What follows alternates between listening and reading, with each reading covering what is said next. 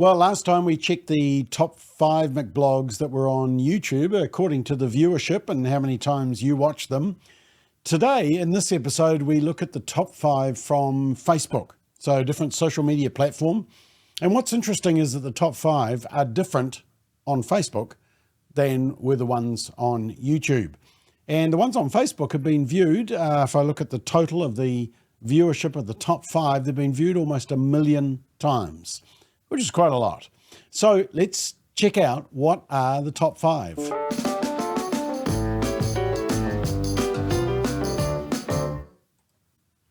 So coming in at number 5 is from April, and there had been 4 recent acts of public vandalism, but only one really upset the authorities and was treated as a hate crime, and one was even celebrated.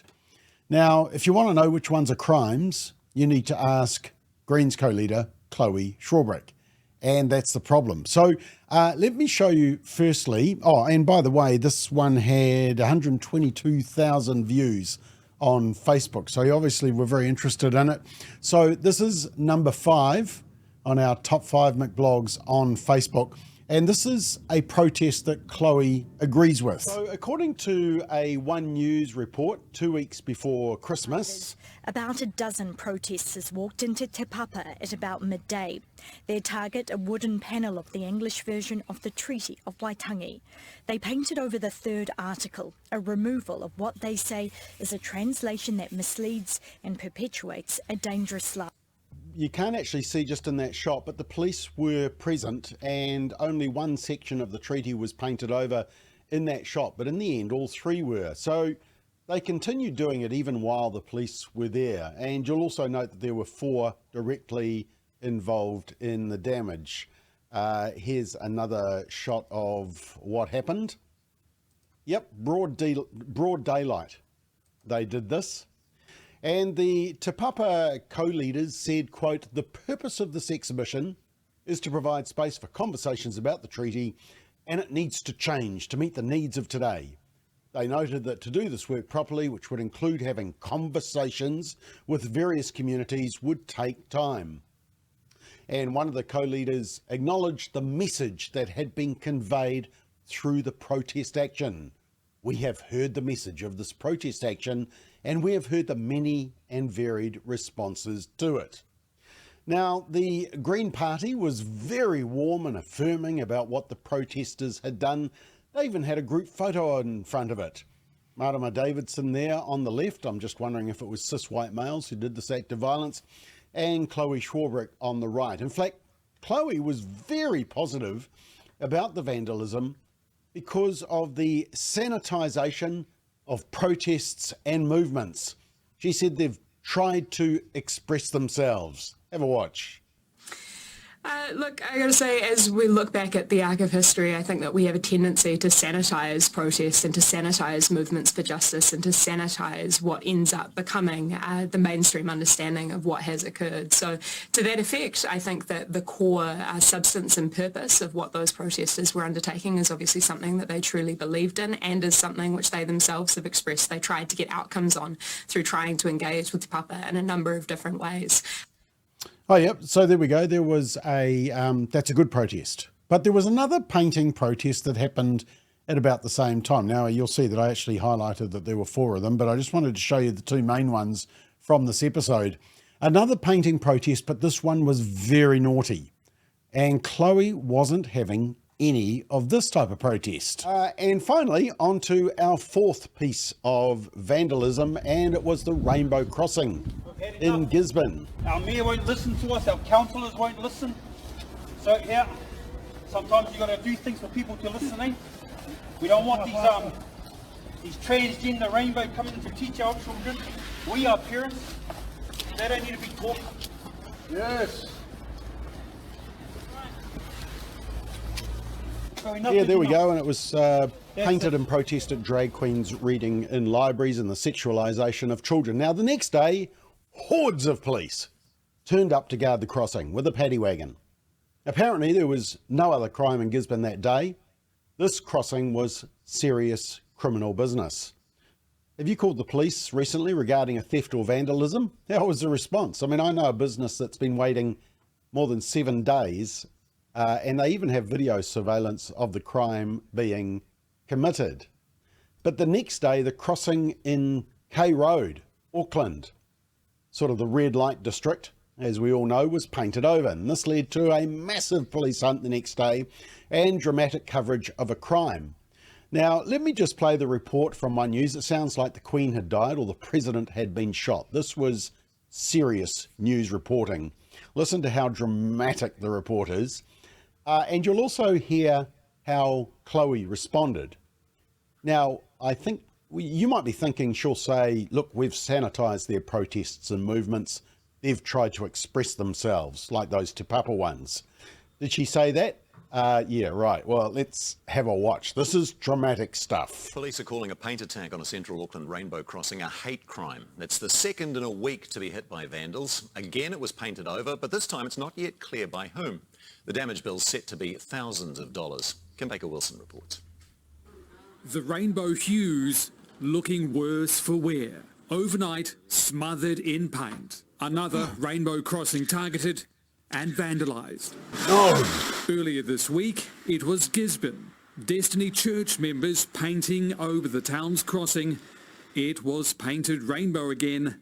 We have the right to protest. And then several arrests after protesters returned. Police say in Auckland it was 3 people pouring the paint, their faces covered, their number plate hidden. Now a police appeal to find out who they are. This paint attack and this crossing in the heart of Auckland's rainbow community.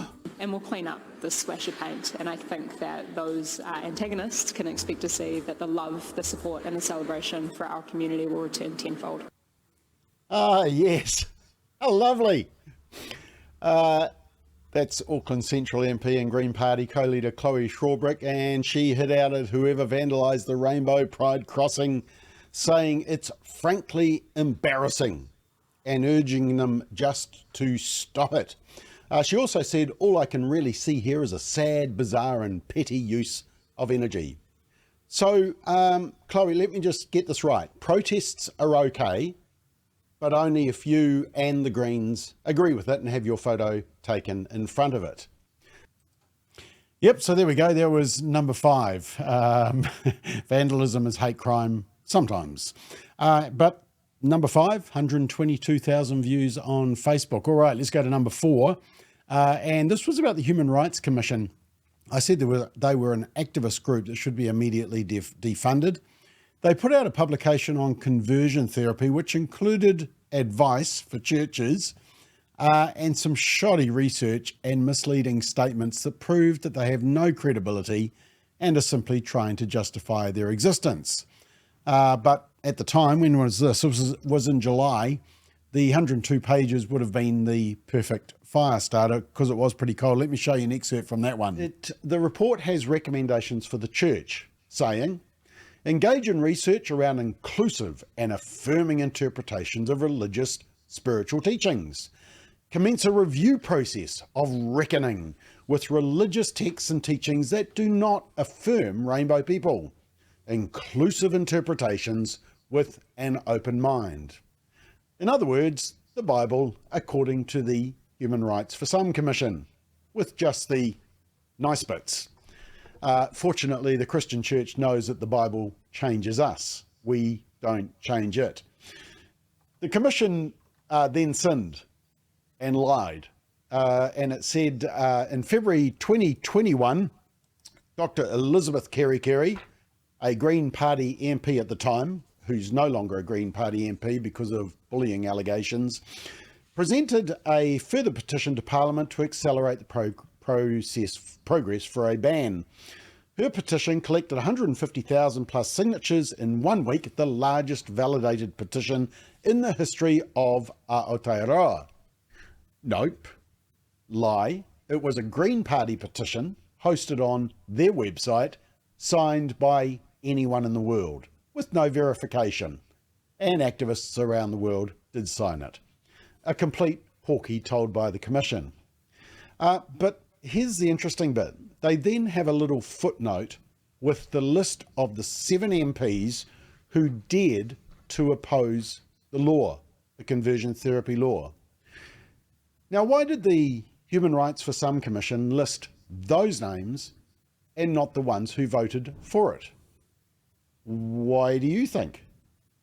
To me, it's skullduggery at its worst. The Human Rights for Some Commission wants to name and shame politicians they hate. And my message to these MPs who are still in Parliament is shut down this radical activist commission. Have a listen to this doozy. The introduction of Christianity in Aotearoa by European missionaries in the 19th century brought with it concepts of binary gender, monogamy, and heteronormativity, which influenced and altered attitudes towards sexual orientation and gender that largely remain today. Catholic leaders recommend celibacy as a path for those with diverse sexualities. This is still, however, a form of suppression. Note to the Commission, this gift of celibacy also applies to heterosexuals also. All right, so there's an excerpt. That's number 4, the Human Rights for Some Commission.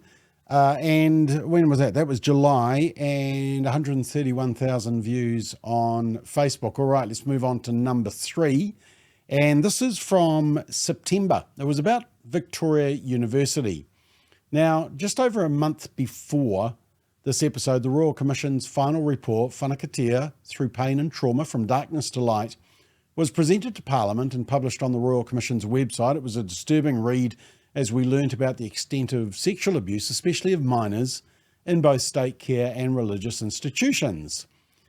It was therefore especially galling and sickening that coming so soon after this, one of New Zealand's major universities, Victoria University in Wellington, appeared to be rebranding pedophiles as victims of stigma, whose only guilt was having a sexual preference or orientation. But it wasn't only left-wing academic cesspits pushing this, it was also radical gender activists, and you might have heard of one of them. Have a watch. You won't believe who else has previously spoken out on this issue. Well, actually, perhaps you will. Remember Chanel Lal, who orchestrated with the help of the media the violence and mayhem at Albert Park against Posey Parker, while breathlessly telling media that he was scared and actually the victim, and also apparently received death threats after the conversion therapy law was passed, although the media never asked to actually see the death threats, and Chanel couldn't actually produce evidence of the death threats, but the media somehow knew there was definitely death threats.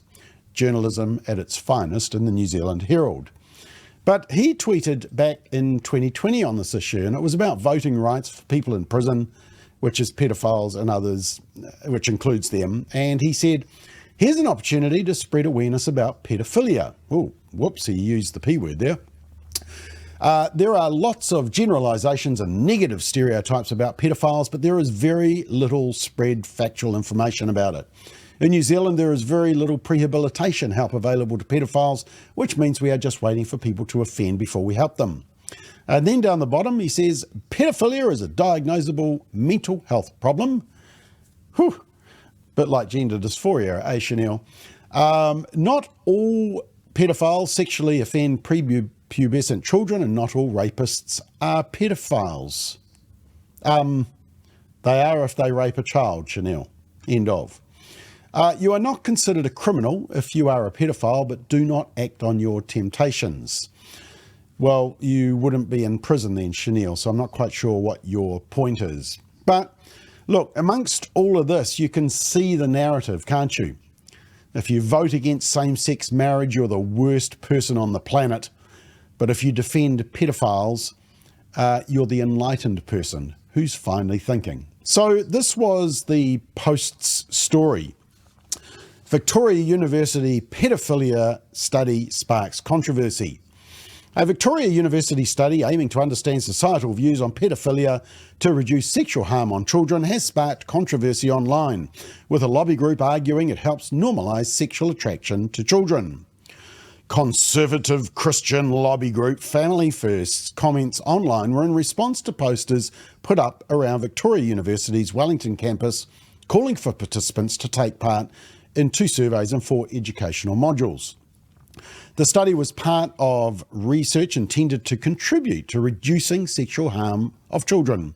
University Deputy Vice-Chancellor Professor Margaret Hyland said it aimed to understand societal views on pedophilia and was approved by its ethics processes. She said, the university stands behind it and the researchers involved. Hyland acknowledged pedophilia was a sensitive and emotive subject, which was why the researchers chose to be transparent about the topic on the poster. Bollocks. Here's the poster. Show me the word pedophile on it. And note the email contact address down the bottom. Stigma Project. Oh yes, that damn stigma. Yep, so that was number 3, according to the ones most viewed by you on Facebook, and that had 146,000 views. Right, number 2, viewed by 164,000. Number 2, and it's from April. And it was a new report that had just come out that measured how much Kiwis trust the news media. And the report said that it had plummeted to a new low. Now, I argued that it should be a wake-up call to the media if they want to avoid going bust, but it appears their desire to push their own agenda and opinion outweighs their desire to survive. Let me show you a few excerpts from number 2. In 2020, 53% of New Zealanders trusted news in general. In 2024, that figure had plummeted to 33%. In 5 years, general trust in the news had fallen 20 percentage points. Just 1 in 3 New Zealanders trust the news media, down from more than half 5 years ago. And you'll notice that it was dropping by about 3 to 5 points each year, but in the last year, it's been a massive drop of 9 points. 2 in 3 New Zealanders don't trust the media. So you're not alone. So if you are watching or listening or reading the news, which ones?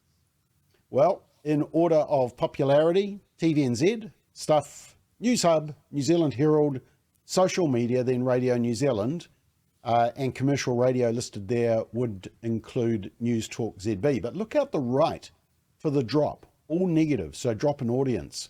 All have declined except News Talk ZB, but big drops for the top 3. Over the last 2 years, Stuff has plummeted 13 points. So that orange stripe is just for the last year. And in terms of trust in the individual news media, down the left-hand side is who we trust most, down to the least. What I noticed is how low News Hub, New Zealand Herald, News Talk, ZB and Stuff are down the list. Although it was good to see the spin-off even lower. That's actually well deserved. But if you look out the right, all show a drop in trust. But once again, that percentage is only based on the last 12 months. If you look at the drop since 2020, Radio New Zealand, TVNZ has actually dropped 30%. In fact, the main ones, 25 to 30% each. But here's the key graph, in my view. Reasons not to trust the news in 2023. And I'll put a yellow tag beside the top 4, and you'll notice that they've all increased since last year. What are the reasons? The reporting in the news is biased and not balanced. News is too much the result of the political leaning of the newsroom. The news is too opinionated and lacks factual information. And there is a lack of transparency in the way the news media operates. And note the 5th one there, 61% say government financial support for the media in New Zealand means you cannot trust journalists to hold the government to account. Now, approximately 84% of respondents were concerned about fake news, 92% were concerned about poor journalism, and poor journalism was defined as making factual mistakes, dumbed down stories, and misleading headlines, clickbait, 92%. And 96% of respondents in other words, almost all of us, were concerned about stories where facts are spun or twisted to push a particular agenda. Wow, it's damning. Yep, so there we go. That was number 2, the second most popular one that you watched on Facebook. And like I said, 164,000 views. All right, the one you've been waiting for, number 1, the most popular. In fact, it was miles out in front, almost double the number of viewers. What was it? More than 310,000 views of this one. And it was from June. And the New Zealand First-led coalition agreement had made it a policy to potentially withhold public funding from New Zealand sports bodies if they didn't comply with the requirement to separate transgender athletes from grassroots competitions. In other words, preventing biological dudes from competing against girls and women in grassroots sports. Now, according to the New Zealand Herald, on the day that we did this episode, the coalition government had apparently backtracked on this and will just watch the issue. But had they? So we talked to Deputy Prime Minister Winston Peters, leader of New Zealand First. Let me just play an excerpt from this, and I refer to Chris Bishop, who is the Minister of Sport, but a more socially liberal national MP. So let me play you an excerpt, but this is number 1, your most watched McBlog on Facebook this year. What would you say is the ultimate goal here? I mean, I think groups have been just simply saying, look, in the interest of safety and fairness, the clear-cut way is to base it on biology, which I think is what your election promise was before the election. Is that still your goal? That is precisely our goal. That's why we wrote it into the coalition agreement. What we want is fairness and safety. And you cannot have fairness and safety if someone's got a biological advantage over you. That is artificial advantage because they shouldn't be on the same sports ground with you. Now, there are many engagements where it wouldn't matter. For example, if you were playing chess or some other thing else, it wouldn't matter about this. No. But if it's a knitting competition, you'd probably be doing very badly because if you're a male. But my point is, it's the question of fairness, and it's as clear as daylight. And you recall the Laurel Hubbard case, when it was clear when she went onto that podium to get the prize, how people were annoyed at the unfairness of it all, and then it stopped happening. But you got people out there trying to think that doesn't matter what the mass majority of people think, they want their own certain unfair way. When I listened to Chris Bishop, he was sort of arguing, look, we haven't really seen any evidence of this being an issue in sports. How would you respond to that? Well, I don't know what he meant by that, because we've had all sorts of examples, including the champion swimmer that was setting all sorts of incredible records. Her name was Liz Thomas, and Leah she Thomas, was banned. Yeah. Leah Thomas was banned because everybody could say it was immensely unfair. So we have seen examples. He might be talking about a localized area, at a local sports ground, where that hasn't happened. But I'm talking about the big picture across the nation.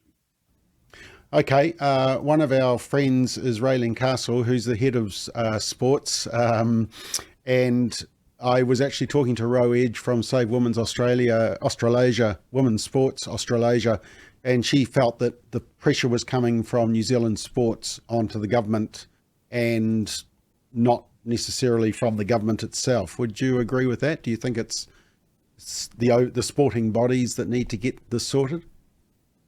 It's the sporting bodies that need to get this sorted. And if you're talking about rugby, they've got bigger problems than this, I can tell you. They've got massive problems in terms of onward entertainment and marketing going forward. So they should get their heads screwed on straight here and stop wasting people's time on the possibility of unfairness happening on a sports ground. Yep, there we go. That's the number 1 most watched McBlog on Facebook, and it was watched by over 310,000 of you. In total, those 5 McBlogs were watched by almost 1 million, just on Facebook alone. That's not including YouTube or LinkedIn or Twitter, which is now called X. So they seem to be proving very popular. We'll be taking a break over Christmas and the New Year. We'll be back in the New Year, late January, early February, with more McBlogs. So watch out for that. Look forward to being part of the conversation. But until then, you have a very Merry Christmas and a Happy New Year.